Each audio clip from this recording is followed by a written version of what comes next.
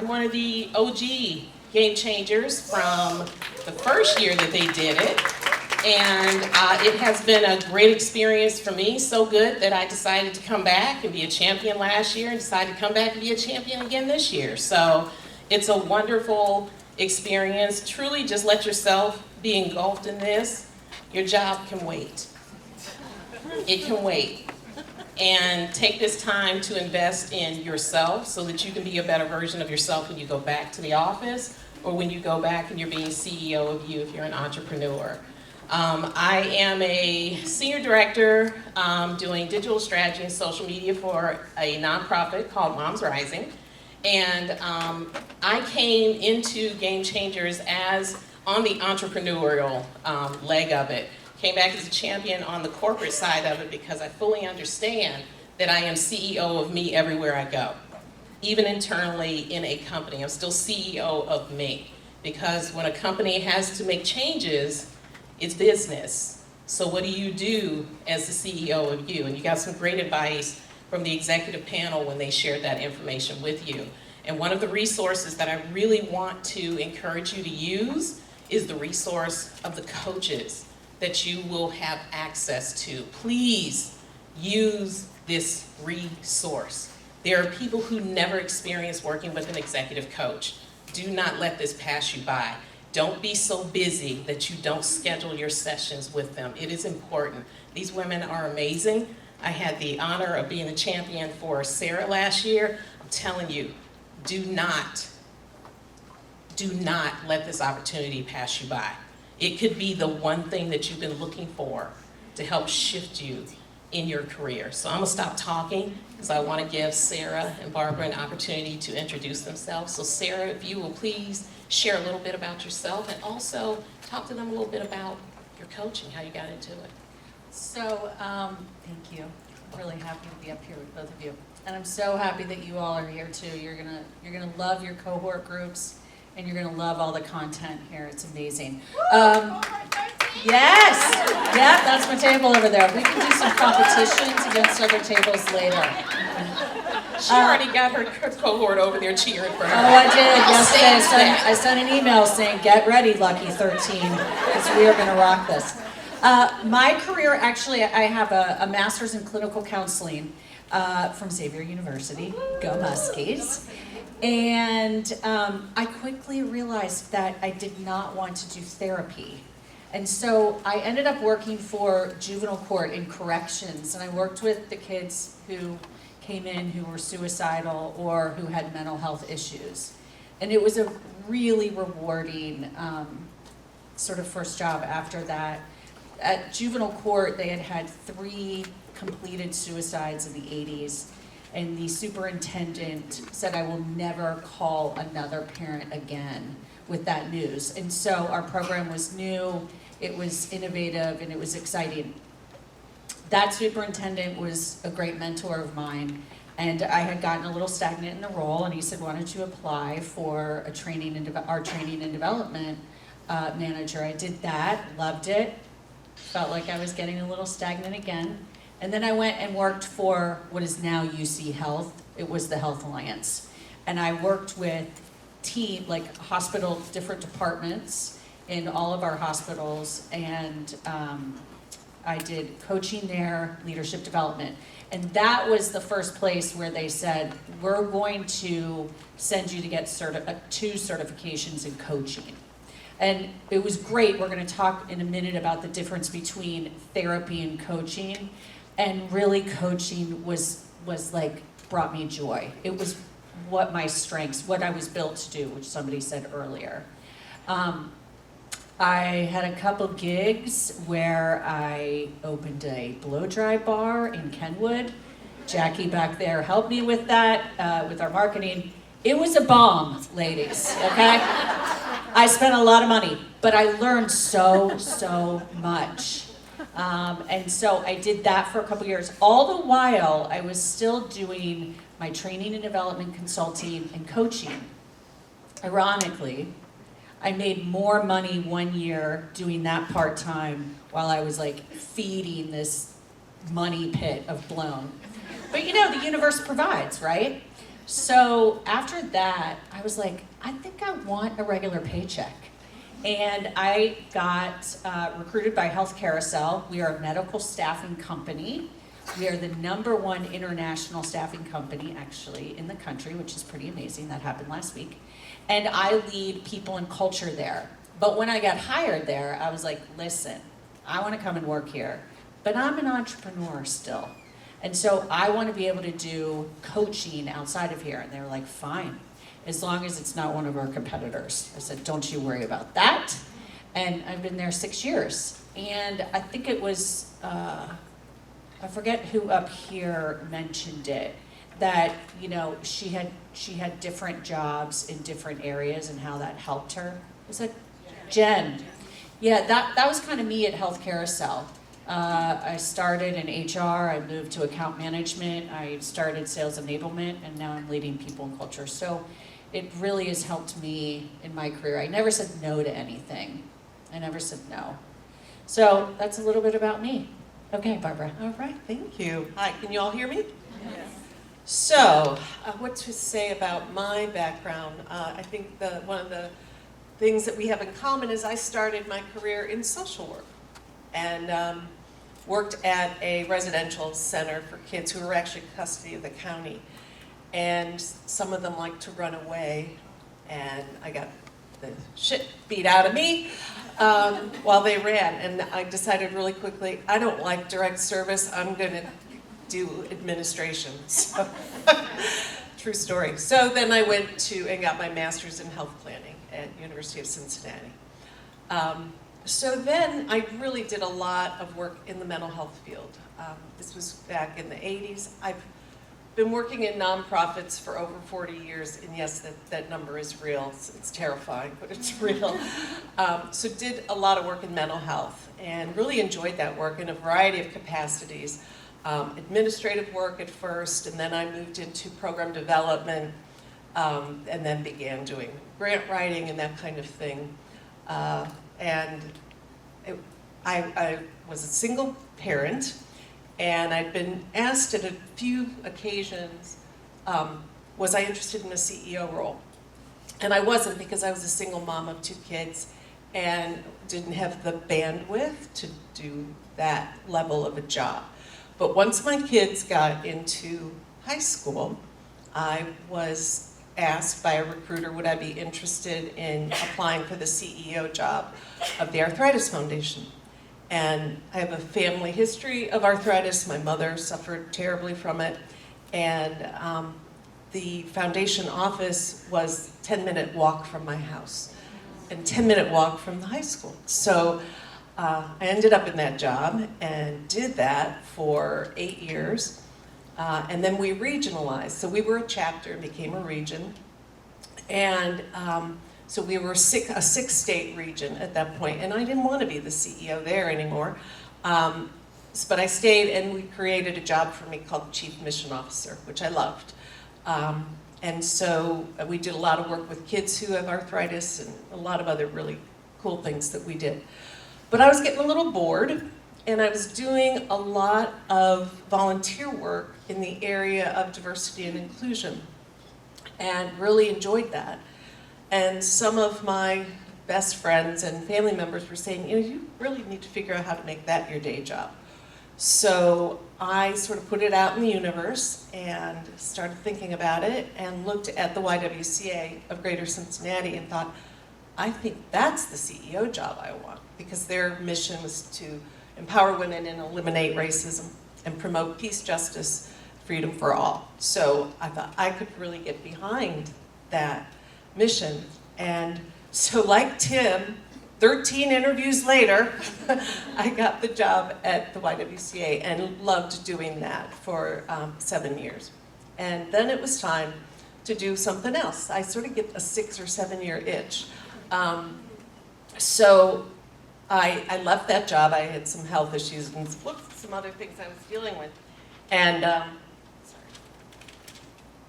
so I left, and I just took some time for me for a little bit, and hired an outplacement consultant and worked. This is a guy who'd known me for 20 years, and he kept asking me, what were the favorite things that you liked about all of your jobs over the years? And I said, what I really love is helping people grow and develop and move to new level and take on more responsibility. I just really love that. And so he said, well, have you ever thought about coaching? And I said, yeah, I've thought about it, but isn't that field totally inundated? And he said, yeah, it is, but there's a lot of people who shouldn't be coaching. I said, well, okay, well, I'll think about that. So worked hard, got my certification, took 5 classes and all of that, so I'm now fully certified. And started my own coaching business about 1.5 years ago. And I love it. I'm coaching for-profit clients, I'm coaching nonprofit clients. I'm mostly coaching women, which I love. 2 men right now, but the rest are all women. And it's been really inspiring for me and rewarding, and I'm loving it. So I'm happy to be able to work with Group 6, Cohort 6, yay! And we're going to have a lot of fun, and I think we're going to learn a lot together. So Barbara, kind of segueing on you sharing how you got into coaching, can you talk about confidentiality, how important that is for the coaching relationship? Yes, thank you. This is a really imperative point that I really want you to hear this. So as coaches, we follow the International Coaching Federation, the ICF Code of Ethics. And paramount in that Code of Ethics is confidentiality. So you need to know that when you are working with your coach, it is absolutely a safe and sacred space, and that nothing that you talk about with your coach will be shared with anyone, no one. And only if the 2 of you decide at some point, by your choice, your election, to have some conversation with your supervisor or maybe someone that you work with, that is only at your request and only with what you want to divulge in that experience. But I really do want you to know that. This is an opportunity for you to talk to us. We're all certified coaches in this group, to talk to us in the safest of places. And there are people I'm coaching that I'm hired by the company, but they're not happy with the company, and I'm coaching them for their next phase, their next step. And that may happen with some of you never know. So I just really want you to hear that's really important. Thank you so much for that. Sarah, can you kind of talk about the difference between coaching, mentoring, and therapy? There seems to be some confusion with people understanding what the differences are. Yes, so you all have actually a link to this handout that we've created so that you can see the differences if you want to reference that. But when you think about therapy, think about the therapist is typically going back into time, it's past history, or they're diagnosing you for treatment. Coaches are not going to do that. We're going to be more future-oriented, thinking about possibilities and solutions on whatever you bring to that conversation that day. And I want to add this one thing. I had a lot of my coaches say, well, what am I supposed to talk to you about? You might want to talk about something we learned in here. You might want to talk about how you've had a terrible day with your boss that day. Or maybe you're having a challenge with one of your direct reports. Or if you're an entrepreneur, maybe you're having a hard time with sales. Whatever it might be, that's what the coach is to talk to you about. Now, the coach is not a consultant, meaning we're going to tell you what to do. What we're going to do is ask you the right questions to help you solve it. And what I love about a coach is that our job is to mirror possibilities and the best out of you. The best out of you. And so we're here to ask those questions. If you want us to give you some suggestions or solutions, I will ask and say, would it be okay if I offered you a solution? You can choose to say yes or no.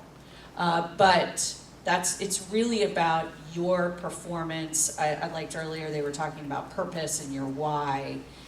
So it can be anything that you choose. Now, over the years, I have had multiple coaches. One is in here right now.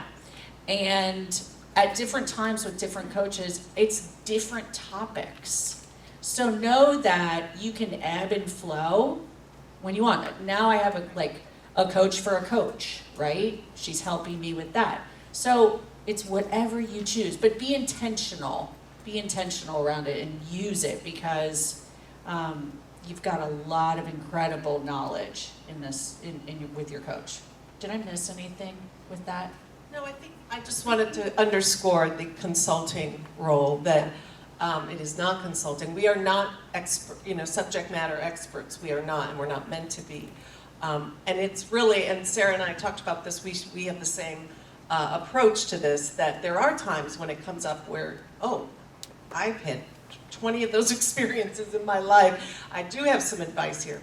But you actually have to ask permission. So we will stop, we will pause, and we will say, do I have your permission to actually offer you advice? And you choose yes or no. So I think that's an important point. I think too, your coach can also help with resources. So we might not be the SME, but if you want our LinkedIn list of all the people we know or the other resources we know, we're always happy to do that.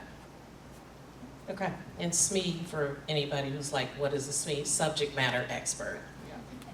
We will. That's the only thing I miss about corporate is talking in acronyms. I know, sorry.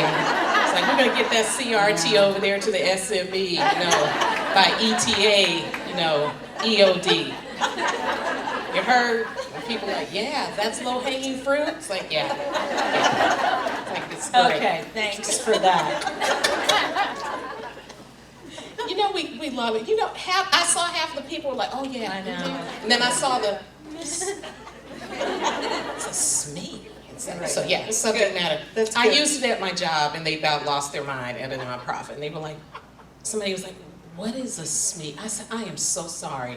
I really just went and level set with you on, and they said, why are you going corporate? Because I really legitimately did it to them, and it was crazy. But anyways, that's something you'll learn about me during these acts, is that I tell stories in tangents, but I always bring it back full circle, which I'm bringing it back full circle too.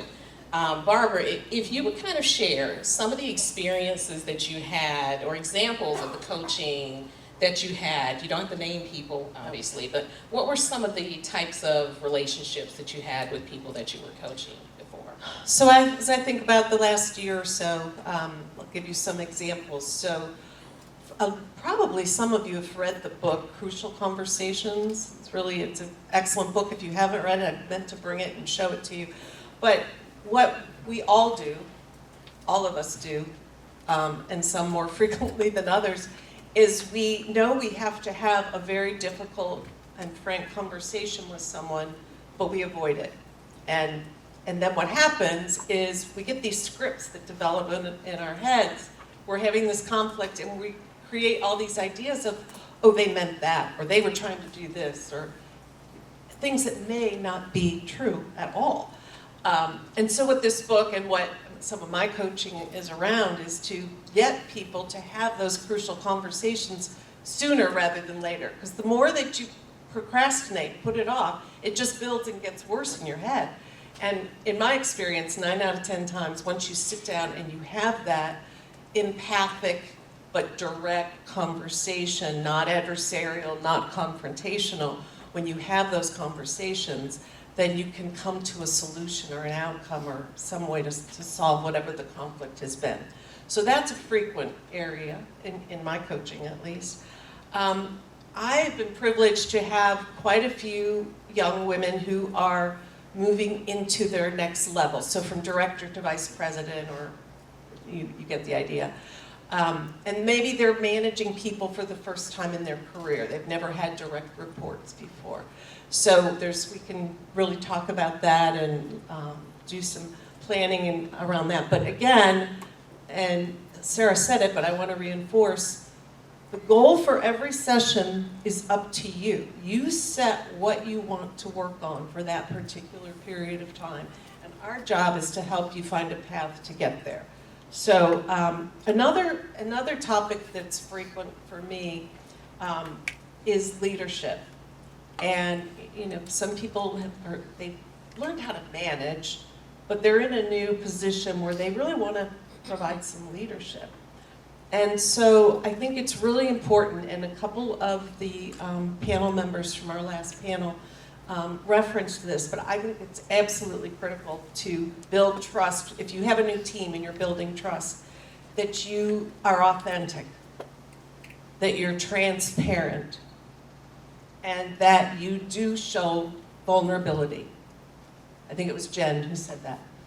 And it's absolutely imperative. And I think a lot of people think they need to be in charge. They need to show strength all the time, and are not comfortable showing their vulnerability. But I will tell you from my own experience that when you do share some of your inner life, your private life, or some conflict you might be dealing with, or some life event that you might be dealing with, it can really lead your team to further growth and further development and trust.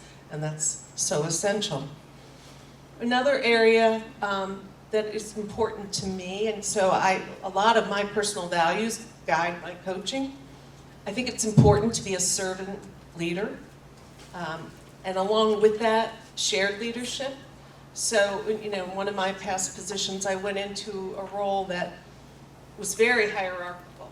And the person who was in the position before me, it was all top down. And the team that I was working with had to learn how to share leadership, how to make decisions together instead of being told, this is what we're going to do, this is what we're going to do.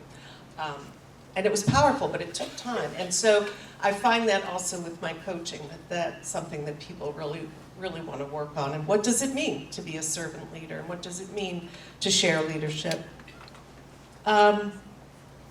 Some of my coachees, unfortunately, are working in very toxic environments. I'm actually a little shocked at some of the situations that I've seen over the last year and a half. Like, this is leadership in 2024? I can't believe it.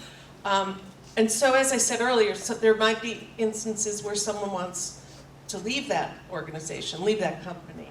And what do we need to do to make that happen? Or maybe they really love their job, they're just in this difficult environment. What do they need to do? What skills do they need to really adapt to survive and get by and get ahead in their environment? And I'm talking a lot, so I'm going to pass it to you, dear. All right. I want to piggyback on everything that Barbara said and share one other piece. One of the things that I will talk often with my coachees about is mindset. And so what's that inner narrative that you have? I call them, I learned this out at Camp Joy because I used to be a facilitator out there. We would call them phantom rules. So those are the things that you tell yourself that aren't necessarily true. Like, I'm not smart. I could never get that job. Do you think that they like me? I don't think they do. All those phantom rules that we have in our head that are preventing us from being what we were put on this earth to do.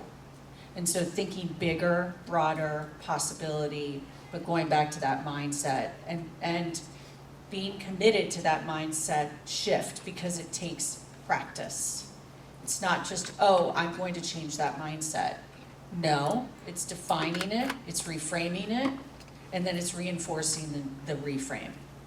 So I think that's really, really important. Oh, I also wanted to say that, I had some women in my cohort last year who got promoted, and they needed to learn how to, they managed people before, but now they need to manage people who manage people.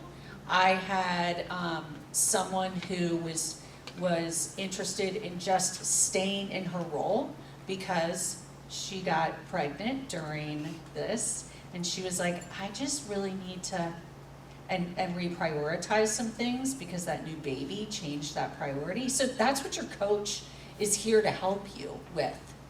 We are here to be that partner.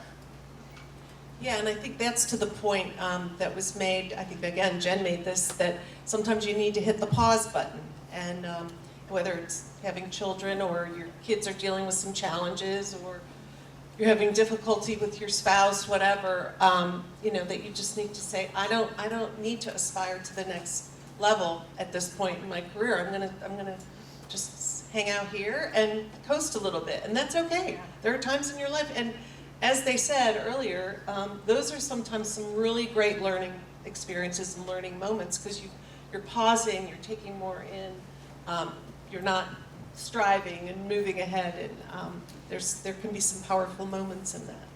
And it can be challenging. So I know all of you here are here because you're high performers and you get shit done, right?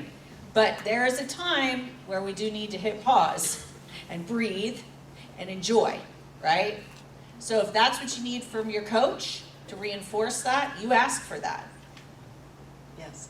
So I know another area that, especially the entrepreneurs that I was working with, really sometimes struggle with, who can I delegate this to? I'm doing 20 different jobs as the entrepreneur and maybe sole proprietor of my company, and yet I've got all these administrative things that need to be done, and yet I need to go out and sell my whatever, and I need to go network, and it's just overwhelming. And so some of that is just helping them figure out how to prioritize, or how is there someone, or are there someones that you can delegate to, and take some of that burden away from you. And so that's been another piece.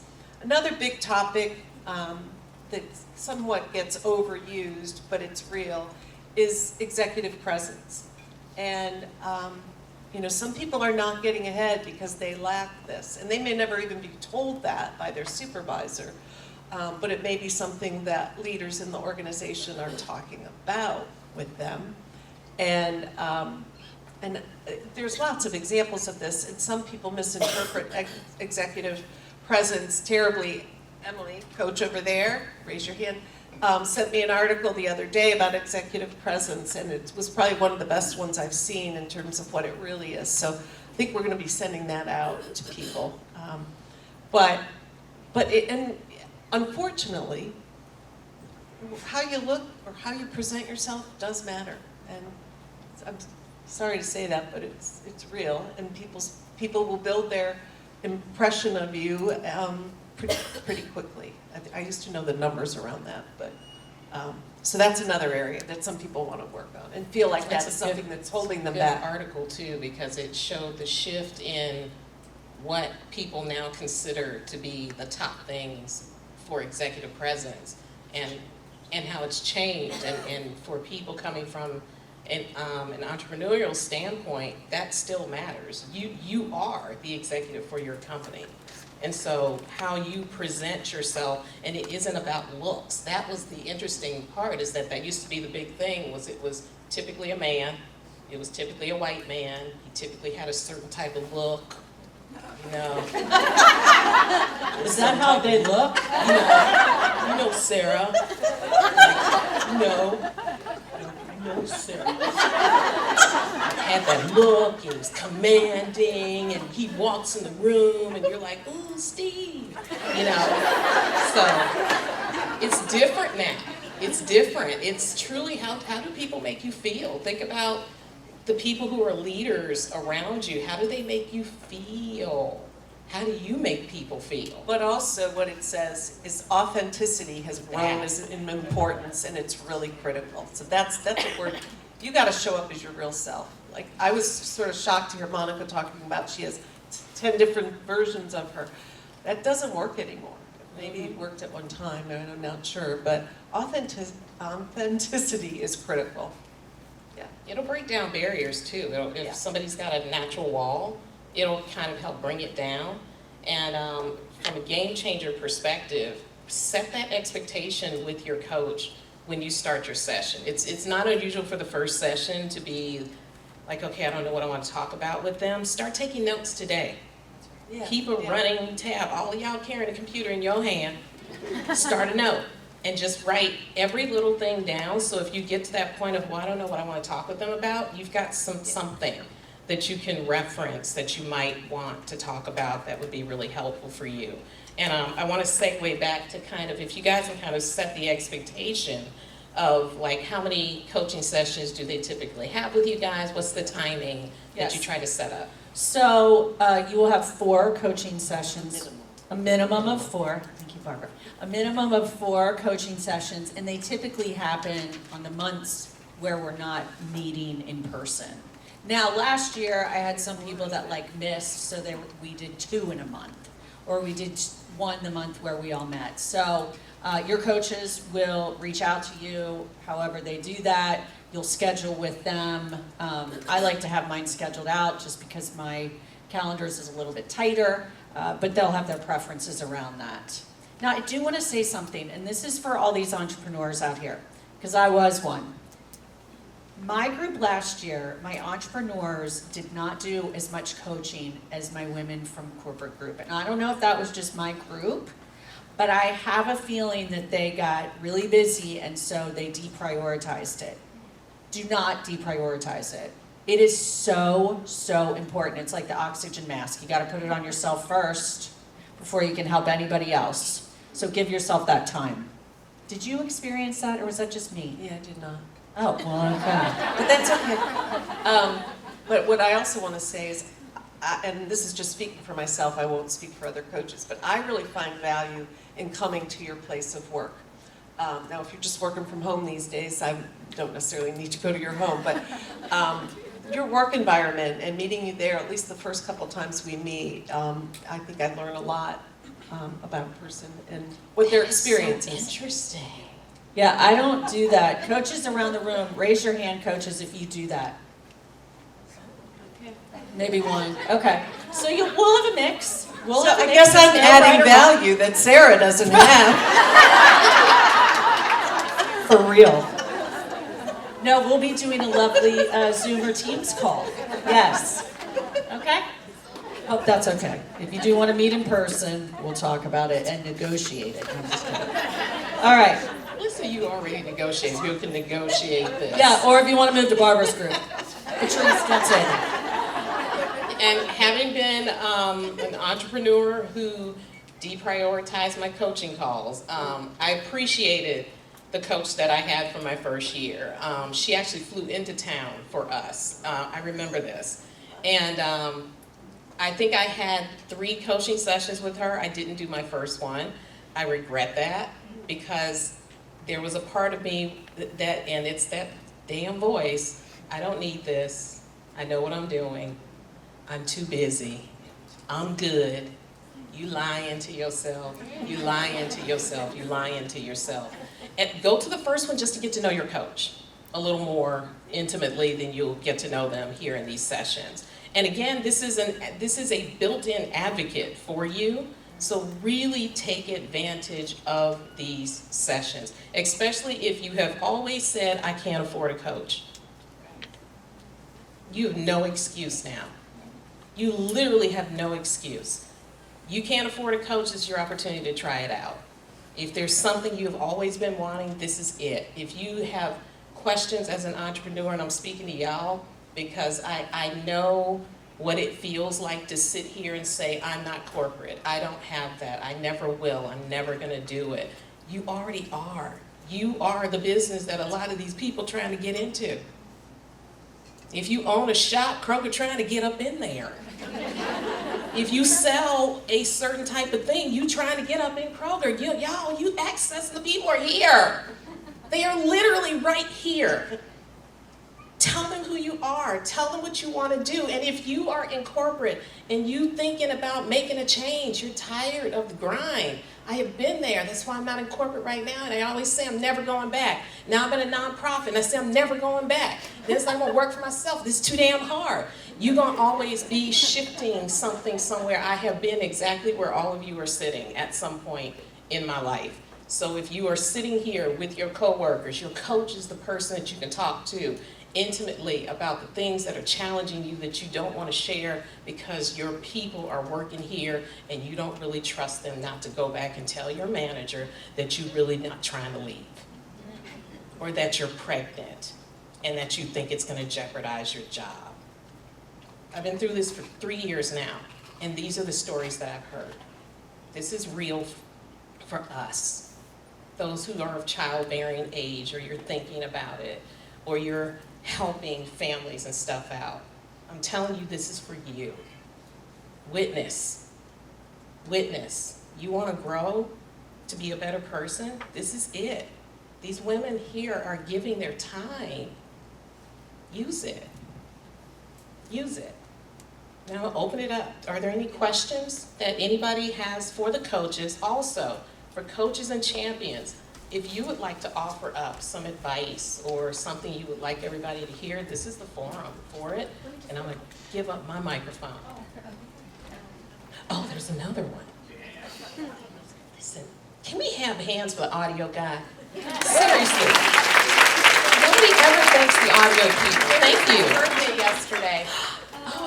Should we all sing happy birthday?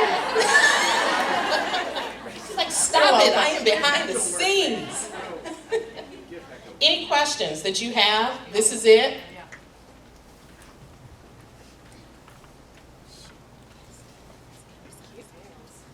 Hi, I'm Bridget. Can you give advice, what is the ratio of talking versus listening that should happen in a good coaching session? I can do that. You, as the coachee, should be talking 80% of the time, and the coach 20% of the time. I was going to say that exact same thing. All right. Nailed it. Nailed it is right.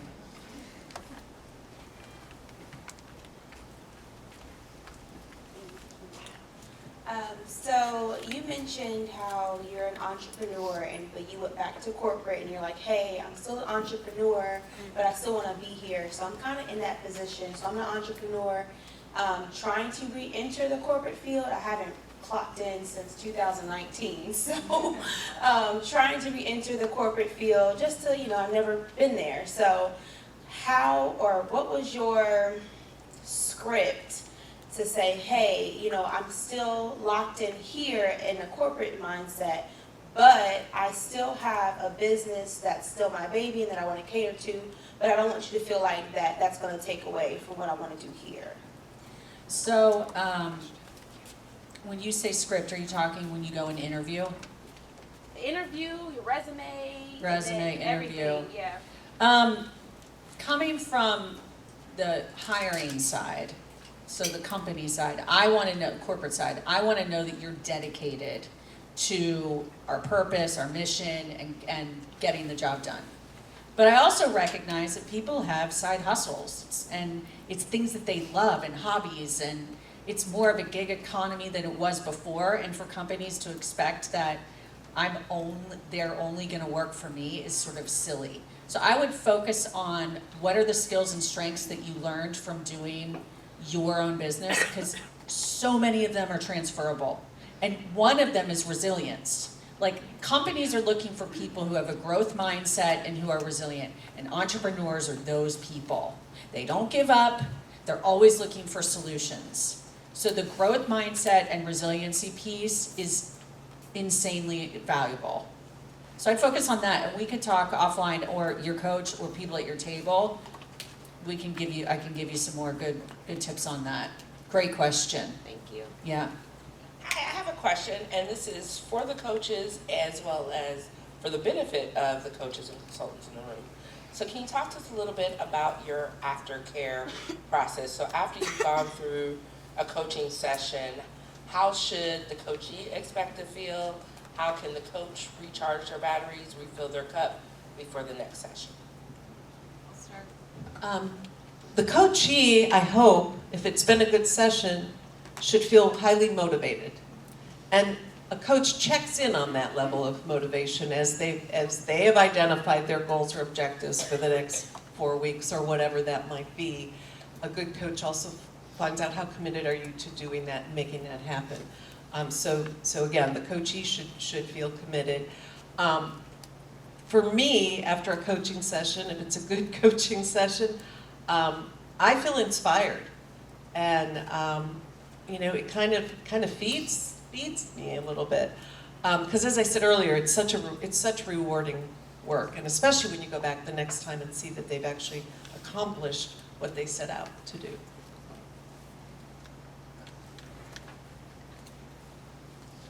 Does that help?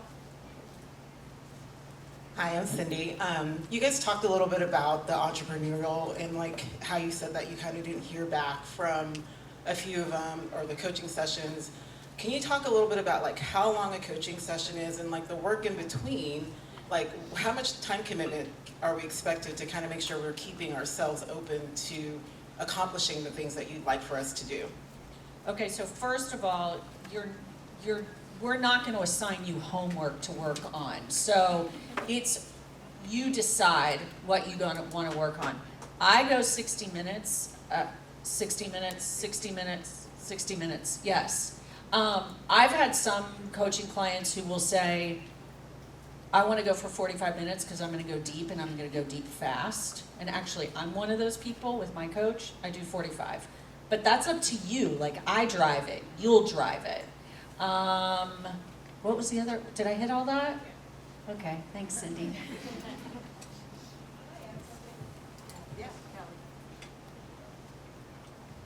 So I'm Kelly and I'm a coach, and I would say, just from my perspective as a coach, there will be homework, but you're always in choice of how much you want to do, how deeply you want to go, but there will always be suggestions and homework.